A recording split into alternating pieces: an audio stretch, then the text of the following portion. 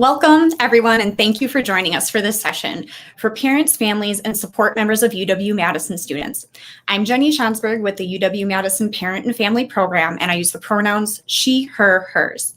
I'll be leading the discussion with our panelists based on questions submitted by parents and family members through our newsletter, PFP email address, and our social media accounts. Thank you for taking the time to write and share your questions and comments with us. I would like to thank our partners, McBurney Disability Resource Center, for providing captioning for today's event. You can find the link for captioning in the video description below for those services. Today, our discussion will focus on coaching your student through the start of the semester, guided by the questions you submitted online. We have panelists from UW-Madison Student Affairs here this evening to discuss many topics, including finding community, mental health, safety, and some common COVID-related questions we're hearing. Everyone on this panel works in collaboration to support your student success, and I'm excited to share their expertise with you. I want to start by introducing our panelists.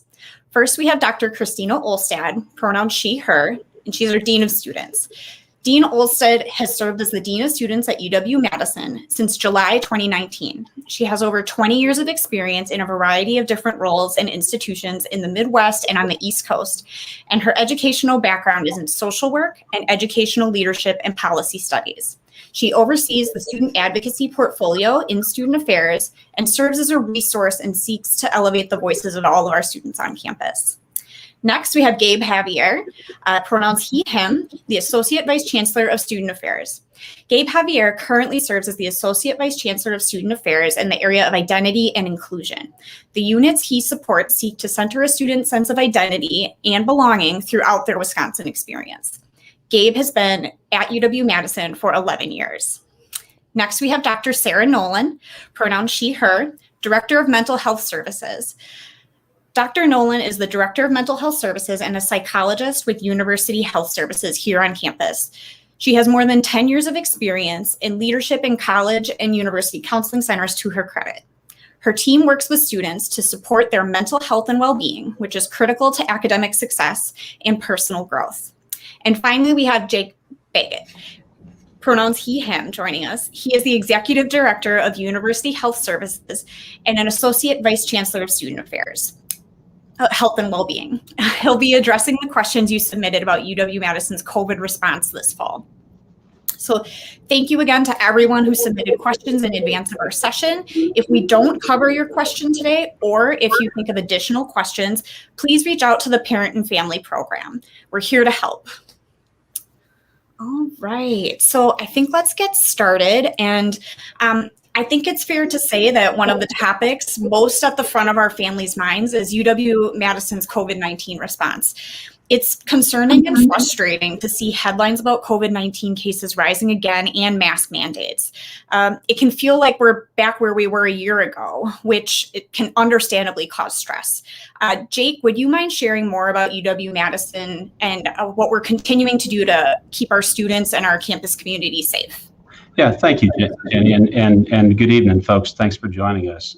Really, the really significant change from last year is that the availability of vaccination, and it's readily available to all of our population. We started administering that early last spring and continue to do that, and our community has responded very, very strongly in taking advantage of those opportunities.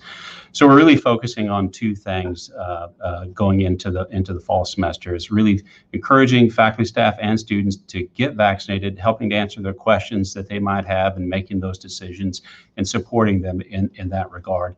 And then, more recently, we did follow the CDC's recommendations and have implemented a face mask requirement for inside campus buildings. So those are the things that we've done more recently. But we've been planning and preparing, for a number of possibilities throughout the summer period in anticipation of what the fall might look like. And we're prepared, if necessary, to escalate our approach if there's a need to take other actions. We work very closely with the public health professionals here on campus, as well as the local public health department, as partners to monitor what's going on both on campus and in our community, so that we're ready to take any steps that might be necessary. Like I shared earlier, we're now requiring masks to be worn indoors, And the face masks indoors are really as another layer of protection in addition to the vaccination to help healthy folks from who might otherwise have a breakthrough infection, transmitting unknowingly to other folks. So it's just another layer of protection added to our other protocols. Our vaccines, continue to be available. We've been administering them through UHS and campus sites across campus throughout, and we'll continue to do that through the fall. And so that they're readily available, and we're prepared to deal with folks who will want to get vaccinated when they arrive on campus. Our residence hall students are actually highly vaccinated. Actually, most of our campus is highly vaccinated. We're getting more and more data about that, but the vast majority of them have already provided us documentation to support that. Our residence hall students will, if they for some reason haven't been vaccinated yet or have chosen not to, they will be asked to participate in mandatory testing on a weekly basis. And we're also looking at the possibility, if necessary, to expand that mandatory testing to other parts of our campus community if the circumstances should warrant that. So we've been preparing and for other possibilities throughout that. As I think I shared earlier, we have our employees have responded very well. Over 86% of all of our employees on campus have provided documentation supporting their vaccination status. And we know that we expect a very similar number or greater for our students by the time that the semester starts. We continue to gather that information and help people navigate how to share that with us. So we're going to continue to encourage people to take advantage of that that vaccination and support them in making those decisions. And then, as policies and other decisions get made, we'll be prepared to help support the success of that. So there's a lot of things that we've put in place, and the campus team is ready to support your students having a safe and healthy campus learning environment and experience. Thank you, Jake. And we know that all of you out there probably have more questions than what we have time to cover this evening. As we've all experienced, this pandemic has evolved multiple times over the past year and a half. And know that the university will continue to communicate with you, and that we are always here as a resource here at the Parent and Family Program. And so for more information or the latest information, please visit our COVID response site, covidresponse.wisc.edu. Okay. So we're going to move on to our next question. Many parents have shared that their students have gone through a lot of loss this past year. Dr. Nolan, do you have any advice for how students can manage those feelings and experiences as they go into a new school year? And is there anything families can do right now to help their students prepare for what's next?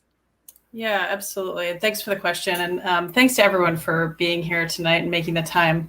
That, I would say, is really probably the first step in supporting your student.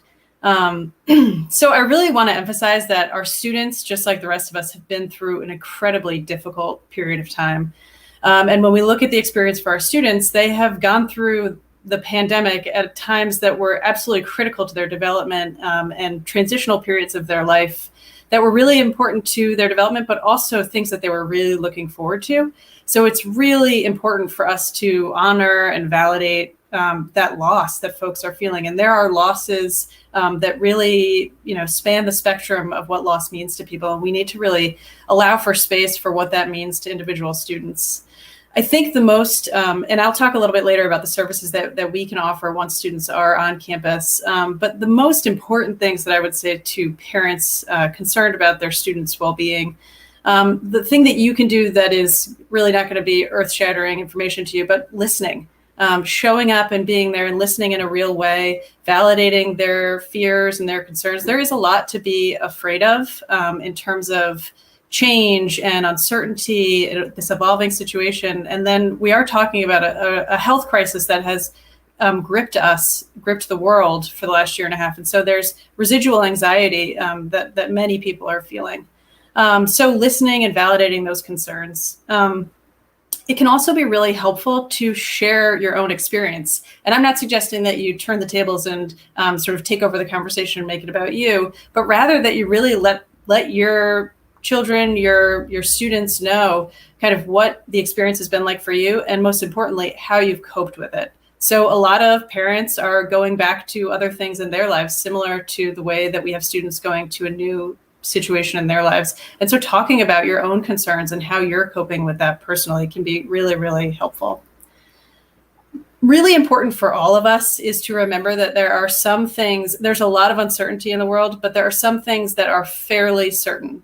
And I'm not talking about death and taxes. I'm talking about the things that are maybe a little bit less certain, but we can kind of predict, for example, the holidays that will come in a few months, or perhaps a weekend when you're definitely going to be able to visit your student, or they're definitely going to be able to come home. So helping your student understand that, yes, amidst the chaos and the uncertainty of this next step, what is it that they can rely on happening, and how can they look to that moment in their most anxious moments? So giving them a little bit of light to look for. But really, truly just being there for your students, and talking to them, and not being worried about talking to them about things like anxiety and sadness. A lot of times when we talk to folks about anxiety, we're talking about, it's easier if we talk to them about the fear that underlies anxiety. So anxiety really is fear. And so talking about normalizing that experience and talking about, how people deal with that and how you may deal with that and how they might deal with it is really going to be the most critical thing in terms of supporting your students going forward in this next year. Great. Thank you so much, Dr. Nolan. Gabe, I imagine you probably have some great points to bring to this conversation as well. Yeah, thank you for that question. It's incredibly important, and I just want to echo everything that Dr. Nolan has said. This would be a huge transition for anyone, even if we weren't in a COVID situation, so I think the things that parents and support systems can do is normalizing the feelings of loss and understand that those feelings might manifest themselves in lots of different ways. Right, so it looks different depending on who's feeling it and who are they with, even, and normalizing that it's okay to ease back into things slowly or at their own pace, and that Dean Olstad says all the time that asking for help is a sign of strength. Again, loss can look like a lot of different things, but affirming however it shows up. It could be about losing people, but definitely about losing opportunities or being able to participate in the rituals of what it means to transition to college. It can look like a lot of things, but affirming that those feelings and those experiences are normal and helping to share your own are important things that you can do. Great. Thank you so much, Gabe. I'm going to pivot now and move on to talk about some high-risk behaviors. So our students are eager to be back on campus and have that full college experience, most especially the student activities and the social life that has been largely curtailed for the last 18 months now. There is reason to believe this fall could see a surge in high-risk behaviors such as binge drinking or other alcohol-related misconduct. Dr. Nolan, I'm going to come back to you. Can you tell us about opportunities UW has for education and prevention in these areas, and also what families can do to support these safe behaviors? Yeah, absolutely. Thank you for that question. And I agree, and this is a conversation that's happening all over the country on college campuses, that there is concern that we will see an uptick in problematic behaviors on campuses. And of course, there are consequences of those behaviors that impact health and well-being for all students. So, we do have a number of required programs, educational programs for students around things like alcohol and drug use, dating violence, healthy relationships. So a number of programs that have been developed on a national level, and then also some that have been developed here at UW that are required for students. I think when we think about effectiveness of required trainings, it could be really, really important for, first of all, when students begin at any experience like this, they get a lot of information thrown their way, and some things stick and some things don't. And one of the most critical things that a parent can do to make sure that some of the most important information is sticking is to pay attention to things like this and pay attention to and understanding what the students are getting told and getting trained in when they arrive on campus, so that you can remind them, so that when you talk to them on a Thursday, you can say something like, tell me about your weekend. I know that there's somewhat of a drinking culture in whatever situation you're going into. Have you thought about how you'll handle that? So that they've had some kind of introduction into doing things in a healthy way. And so you should feel free to, invite a conversation with them that is non-judgmental, but helpful in terms of getting them thinking about kind of who else is thinking about them and their safety and well-being. So really just being open to open dialogues with your students as they begin this experience. I do want to say we do have a number of resources on campus for when there are consequences of some of these poor behaviors. And so I will talk about those a little bit later, but those are certainly things that we have in place at University Health Services. Great. Thank you, Dr. Nolan. I know Dean Olstad, I know you definitely have some things to add to this conversation, and tell us a little more about the Dean of Students office. Sure, thank you so much. So we've learned a lot of lessons from fall 2020.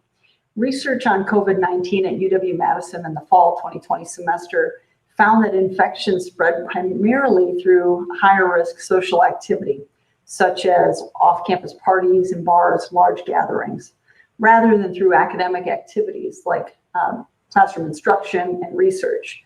So there are a few things that your student can do to stay safe this fall. One of the primary ones, and one that you'll see all of us doing on campus, is to wear a mask indoors. This is a great barrier to prevent individuals who, to keep individuals safe, and also to prevent individuals from spreading things if they don't know they have it. Monitor yourself for symptoms and get tested right away if you start to feel sick, even if you are vaccinated. That's incredibly important. We all want an academic year with as much in-person activity and as little disruption as possible. And the best way to achieve this goal is to get vaccinated, mask up, and stay home if you feel sick. One of the other pieces I wanted to share with you is a program that was a collaboration. It actually went into effect last fall, but with the reduced on-campus presence last fall, we didn't see as many students access this program, but I want to make sure you hear about it tonight. University of Wisconsin Police Department, Associated Students of Madison, which is the student governance group for the 42,000 students, the Dean of Students Office, Office of Student Conduct and Community Standards, and Housing and Residence Life collaborated, worked together to create a program called Amnesty Through Responsible Action. And what this means, and what we want all of your students to know, is that if they are ever out and about and they are concerned about the level of intoxication or incapacitation of an acquaintance, a peer, a friend, that if they make the call to UWPD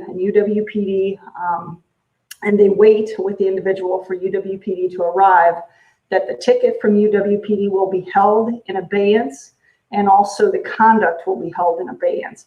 What we found was that students were not making the call when they needed to get their friend's medical attention. And we want to make sure that our students know about this program. And there's educational components to the program as well. But one of the barriers was a conduct record and citations through UWPD. So we've worked collaboratively to address that with our student input on campus. So in general, when students encounter personal, health, or academic struggles, and they don't know where to go for help, we're a large institution, and we're very decentralized as well. And so it's good to have a point of contact when your student is struggling and you need to know where to go, or they need to know where to go. What we always say is, come to the Dean of Students office and we can make UW-Madison feel a bit smaller. We've built relationships across schools, colleges, and with central administration to be able to meet the needs of our students. So some of the reasons why students might access the Dean of Students office includes student assistance. So this could be emergency support. It could be addressing food insecurity. We do have the Badger Fair program, which is a collaboration across our campus for to make sure that no badger goes hungry. In addition, we also support students around academic concerns, and will often partner with schools and colleges and get students to the right place. Financial concerns, a personal crisis or an emergency, physical and mental health, bias incident reporting and response. And we also have a case management program, to name a few.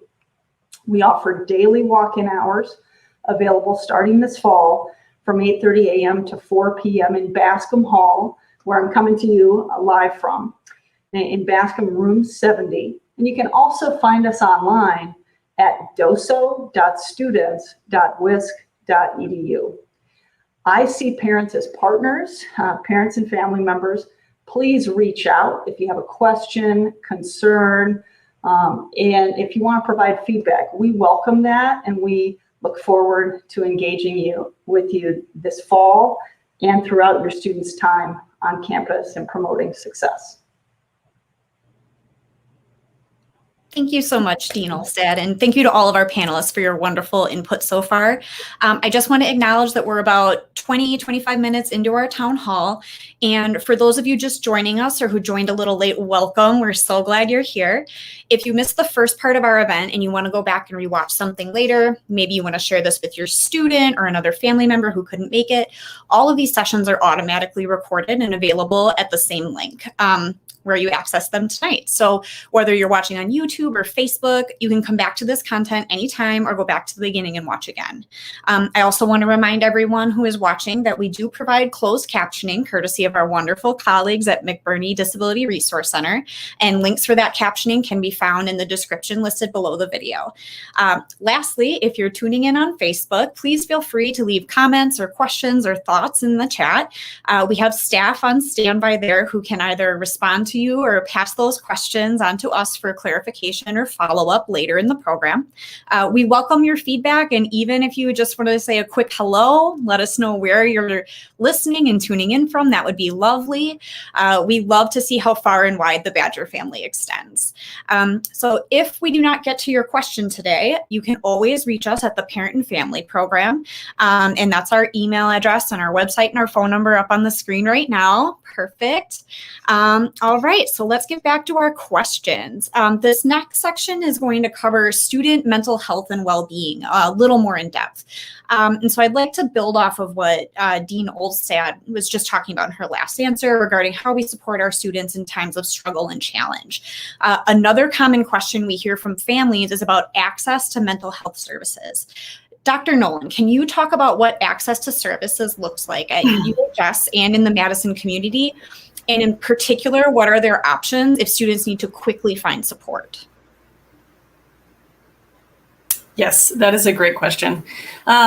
So we have robust services here at University Health Services at UW-Madison. I mean, truly, I have worked across the country, and we have one of the best, most resourceful counseling centers in the country. And so you should feel very good from that standpoint in terms of where you are sending your student. To be more specific, we have about 55 counselors, psychologists, and social workers on staff who represent a variety of identities and backgrounds and experiences and professional training. We have a number of services that we offer in terms of clinical services, and I'll try to keep it somewhat brief, but there are truly many of them. So the way that students enter our system typically is they make what's called an access appointment. Students can make this appointment online or by calling. It's a 30-minute phone call where they meet with a licensed counselor who helps set them up with their next appointment. Their next appointment might be a counseling session at MHS, setting them up with their therapist from going forward. Their next session, if it's more appropriate for them to see someone in the community, maybe someone in their home community, they'll be set up for an appointment with another licensed counselor to help them find someone in the community who will take their insurance and who will be a good match for them. They may go into group therapy. We have a number of types of therapy and support groups, particularly for first-year students, things like supporting, understanding self and others, for example, might be a good example of a therapy group, really helping people work on some of their interpersonal skills and working on some skills for making new friends and connecting to others. So we have we have some identity-based groups, so we have a lot of groups also. The quickest way to, if someone is in crisis or really just can't wait for an appointment to be a couple of days following their phone call, students can always reach us during our business hours. We always have a licensed clinician who is on call starting at 8:30 in the morning until 5 p.m. when we close. And all a student needs to do is call our line and ask to speak with a provider. And then that provider can help get them set up with whatever they need in that moment. After hours, we also have a crisis line. So if students call from 5 o'clock until 8:30 the next morning, they will get referred to our crisis line, and they will also be connected to a counselor. So we are always available to support students going through any kind of mental health emergency or a typical sort of wellness situation. I think I'll pause it there because I'm sure that Christina has other things to offer, or Gabe, around this, because I really do want to emphasize that it's a team-oriented approach at UW-Madison to well-being for students. And so while I represent the Office of Mental Health Services, there are many levels of support for students between me and our highest functioning students. So. Thanks, Dr. Nolan. I think that was a good hint there, Gabe. I know that you've got some great points to bring to this conversation. Yeah, and I think that the resources that Dr. Nolan has mentioned are absolutely spot on. And one thing that I want to note is that there's an incredible staff in mental health services that are incredibly culturally competent, everywhere from students who are looking to connect with either counselors of their same identity or of the same experiences, either in individual counseling sessions or in groups as well.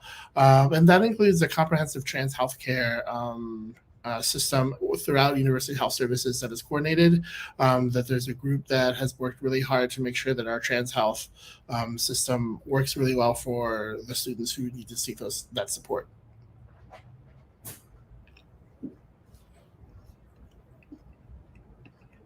Great, thank you both so much. Dean Olstad, in addition to counseling options, what other well-being resources or services can students access? Sure. Thank you so much for the question. I want to highlight a new initiative.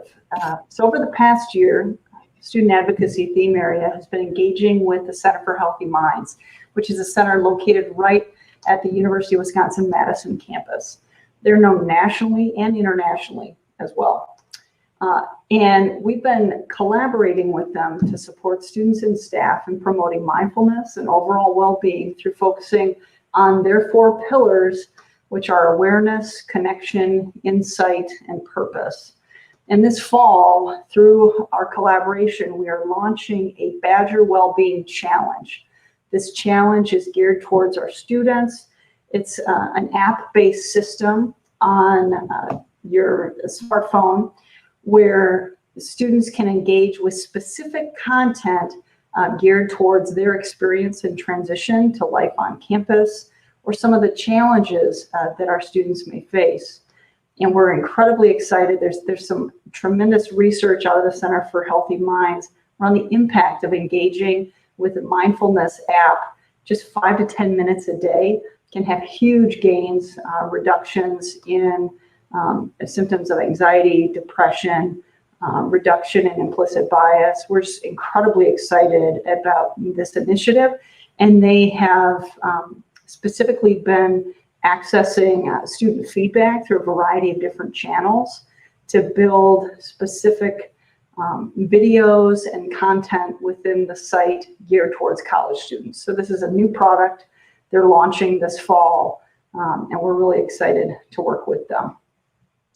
In addition, I already mentioned, if you don't know where to go, don't know where to start, you can always start with the Dean of Students office. We want you to know that there's a team on campus that we are committed to your student success, and we collaborate with all of the partners that you see on this video to promote retention and persistence to graduation, and making sure that your students thrive both inside and outside of the classroom.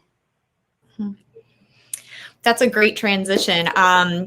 Gabe, do you have some comments about that holistic student and more kind of talking about well-being in a wider sense? Yeah, absolutely. an incredible part of well-being holistically is making sure you find community. And one of the things that is one of our strongest pillars at building our Wisconsin experience is thinking about belonging. Our sense of belonging and fostering a sense of belongingness means finding your group of folks on campus that'll be your team, your supports, and those can manifest themselves as roommates or study groups or people on your floor. I really encourage students of color and LGBTQ students and their allies to check out the Red Gym. The Red Gym is home to the Multicultural Student Center, and the Multicultural Student Center is home to our identity-based cultural centers. So you have resources like the Black Cultural Center, the Asian Pacific Islander Desi American or APIDA Student Center, the Latinx Cultural Center. There's also the Gender and Sexuality Campus Center in the Red Gym, and located not in the Red Gym, but still supported by the Multicultural Student Center is the American Indian Student and Cultural Center. All of these cultural centers and student centers have welcomes at the beginning of the year for you to find your home and your place on campus. And I also want to ask Jake, because Jake also oversees university recreation and well-being. So Jake, can you tell us a little bit about that? Sure, thank you. And as you can see, there's a theme across our areas. We're really committed in a broad way and a comprehensive way to addressing the students' health and well-being. And our campus recreation well-being centers and programs are just another great example of that. Fabulous new facilities, the Nicholas Center, that if you haven't seen it, your students, I'm sure, will take full advantage of that. There's a number of programs and services within that, besides the numerous opportunities to engage in fitness and wellness. There are athletic trainers, there are other nutrition services, and a new program that we're actually launching this year is a peer coaching program, where we'll have students that will be specifically trained and credentialed to help support students in just another means that sometimes is a more comfortable way to support individuals as a peer. So look for more information on that. Those are all exciting opportunities and just another example of our commitment to health and well-being across our host space. Thank you. And we've kind of been heading in this direction and hinting at it, but we're going to delve into kind of community and belonging for our students now. And so up to this point, we've been very focused on health, well-being, satisfying those basic needs of our students. But as our panelists have already talked about, UW-Madison also cares about meeting their higher level needs, those needs of belonging, finding community, and achieving self-actualization. Dean Olstad, can you tell us about some of the traditions and principles that UW-Madison has specifically to help our students in these areas? Yes, thank you so much for the question. I first want to talk a little bit about the Wisconsin idea, which is taking our knowledge and our experience and impacting not only the state of Wisconsin, but the United States and around the world. So utilizing our knowledge to make things better for everyone. In addition, I want to talk about specific ways that your student can tie in to our welcome activities. So we have what's called, traditional college campuses will have a welcome week.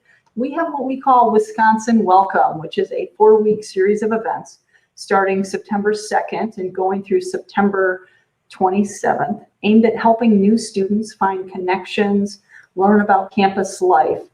Information will be available later in August, and head to go.wisc.edu/welcome. Now, all of us know that last year, for parents of second-year students, that last year was anything but a typical year on campus. And we know that the experience that individuals have lost aspects of their first year here. And so we have an initiative. This is a campus-wide committee focused on Wisconsin Welcome Back.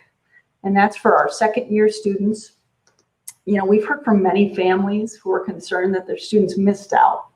And we're asking if we're doing anything extra to support our continuing students this year. We're focusing on academic success, health and well-being, a sense of belonging, and campus pride through a variety of different activities, including a scavenger hunt. I've had so many students tell me, I don't know where this building is, or I've never been inside that building. So we're looking at ways to get students out and about on campus and understand a bit more about what it means to be a Badger. In addition, we have some signature events and programs specifically designed for second-year students to provide opportunities to find connection, find community, and feel a part of something greater than themselves. So we're really excited. Check out Wisconsin Welcome Back. More information is going to be available on the website later this month. Thank you. Thank you so much, Dean Olstad.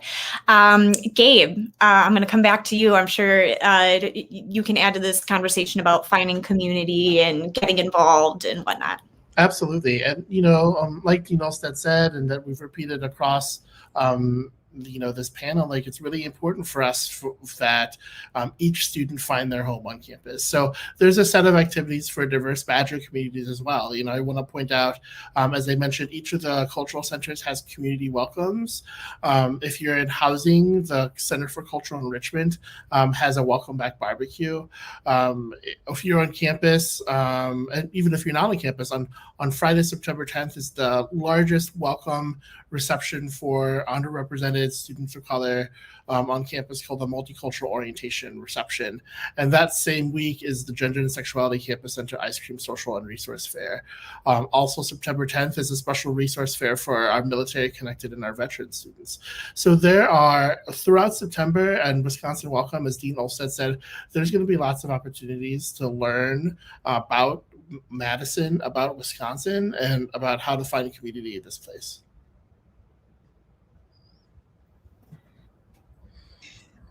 Okay, thank you so much. So certainly another impact of the pandemic has been feelings of isolation and loneliness. One person wrote, "Our student has struggled with anxiety throughout their college years at UW-Madison, with the pandemic only worsening this struggle. Our student is strong in academics, but works very hard to a fault of isolating themselves from others and not striking a healthy academic social balance." Another family member wrote, "My student is introverted and not good at helping themselves sometimes. What campus events, support groups, and activities can I suggest to them?" Gabe, I'm going to come right back to you. What advice do you have for parents to help their students find community? Right. So I think a couple of things in terms of finding community. One of the first things that we can do is learn about what spaces might be there for you. So I mentioned spaces like the cultural centers. If you have a transfer student, the Chancellor Transitions program, even places like in your residence halls, like the Center for Cultural Enrichment, it can be really hard to make that first step. But I think that it can be a really worthwhile thing to do. Do some research. I think there's over 1,000 student organizations in so many different types of interests. So you and your student can are encouraged to go to WIN, which is the Wisconsin Involvement Network, also the Student Organization Fair. There's lots of places that people, and now I know that I'm an introvert myself, so understanding that these places can be really loud and really scary, but making even just one connection in the beginning, and that connection could be a house fellow, can help open up a lot of opportunities. Thank you so much. And I'm going to pass it back to Dean Olstad now to talk a little bit about kind of some other opportunities that families can point their students to. Great, thank you so much. So one of the initiatives, and actually we did this last year as well, we hosted Badger Welcome Groups through the Center for the First Year Experience. So Badger Welcome Groups is an opportunity for your student to get connected with a smaller cohort of students to start to explore campus with. They have a series of events. More information about Badger Welcome Groups will be live on the Center for the First Year Experience website later this month. Some other ways, Gabe already highlighted it. If you live in the residence halls, get connected to your house fellow. They are a plethora of information. They're a student here too. They've gone through the transition and they can direct you in a variety of different ways to get connected. Living in the residence halls, I personally had the opportunity to live in the residence halls when I was a first-year student. I went to college in Minneapolis, and the connections and community that you make through just talking with your neighbors, getting to know people in the hall next to you, going, socializing. You know, the women who stood up for me in my wedding were women I met on campus living in the residence hall. So I cannot stress that enough. Get involved, get to know your neighbors, reach out to your house fellows. Great place to start. Also in the residence halls, they have what's called Wisconsin Late Night. And so they do a series of events every Friday, Saturday night, and they move from Southeast to Lakeshore to the different communities to check out some different events. So they'll do some big things like silent discos or craft night. Like craft night might be your thing. Silent disco might be your thing. Checking out, there's always something to do at the Union. And, you know, we didn't even talk about the Union being the living room of the campus community. We have 2 unions. So not just our picturesque Memorial Union with the terrace, but we also have Union South. There's many ways for your student to get connected and to find their community here on campus. Thank you so much, Dean Olstad. And so we value an inclusive environment where all of our Badgers feel like they belong and are supported. Gabe, can you talk about some of the things UW-Madison is doing to support this as well?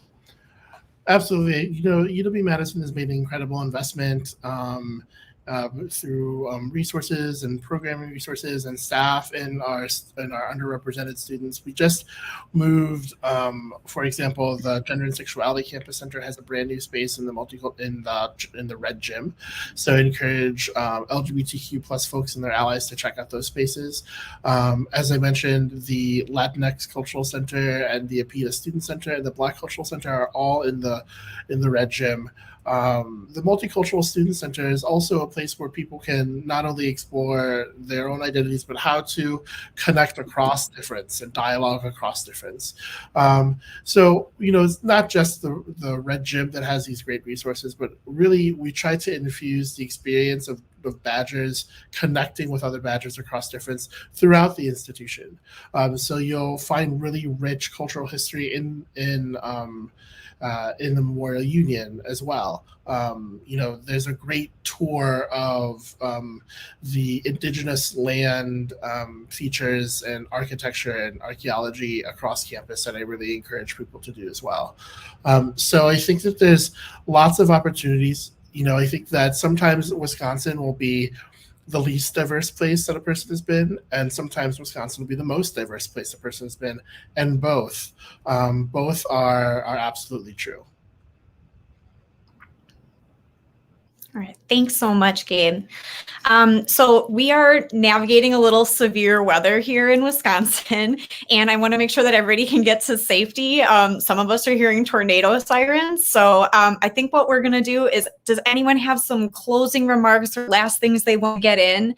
And before we do that, I want to assure everyone watching that we will go through that chat in Facebook and respond kind of over the next day or two if we don't get to your question, or please email the Parent and Family Program. Where normally we would go a little bit longer, but like I said, we didn't plan for the tornado. All right, panelists, does anybody want to chime in with last minute thoughts? Oh, great. I'll add one thing. Yeah, I just want to let folks know, parents and family members can always call our number to talk to a provider on call just to consult about a student. So if you are ever concerned about a student, please feel free to reach out to mental health services, and you can talk anonymously or not, just to let us know about your concerns, and we will document it and we will consult with you through the situation. Thank you so much. Dean Olstad. Yeah, I just want to say that we really appreciate you taking the time to either watch this video later or join us live. And we are so excited to welcome your students back to campus this fall semester. Please reach out if you have any questions, concerns, or feedback. I also hold open office hours to encourage your student to come and spend some time with the dean if they have a specific question or concern as well. And like Dr. Nolan said, if you ever want to call, have a question, have a concern, you know, it's the gamut in the Dean of Students office. Like anything goes, and if we're not the right place, we get you to the right place. So I just want everyone to hear that. We're really excited to have your students here, And thank you for joining us. Oh, Jake, go ahead. Yeah, thank you. Yeah, just a couple of parting thoughts about options and support for the folks concerned about the pandemic. So I should have shared earlier, we have a variety of testing sites available across the campus during regular hours. The testing is free. It's easy to schedule that. We have a brand new app called the MyUHS app. There's a graphic there, easy to find on the app stores.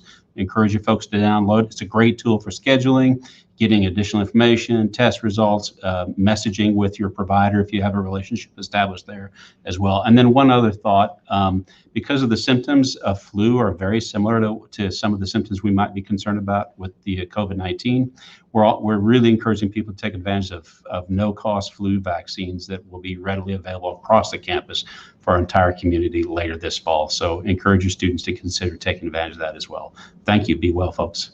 Mm-hmm. All right.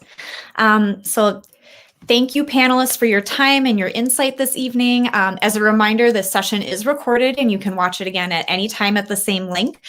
We want to remind everyone to save the date for our signature event of the year, Family Weekend. This year, we will host events with in-person and virtual options the weekend of October 8th through 10th. And registration will open later this summer on August 26th. I also want to put in a plug. Our fraternity and sorority life at UW-Madison is hosting a live information session on Wednesday, August 25th at noon Central Time. This event aims to provide details about the fraternity and sorority life program, recruitment and intake, chapter housing, and the benefits of participating in the program. Event links and additional details will be shared in the coming weeks. And lastly, just want to reiterate that the Parent and Family Program is your go-to resource, and we are happy to answer any questions you may have about our conversation today or about any other topic that helps you support your student. Visit our website at parent.wisc.edu or contact us via the methods now showing on your screen. So again, thank you so much for joining us and take care. On Wisconsin.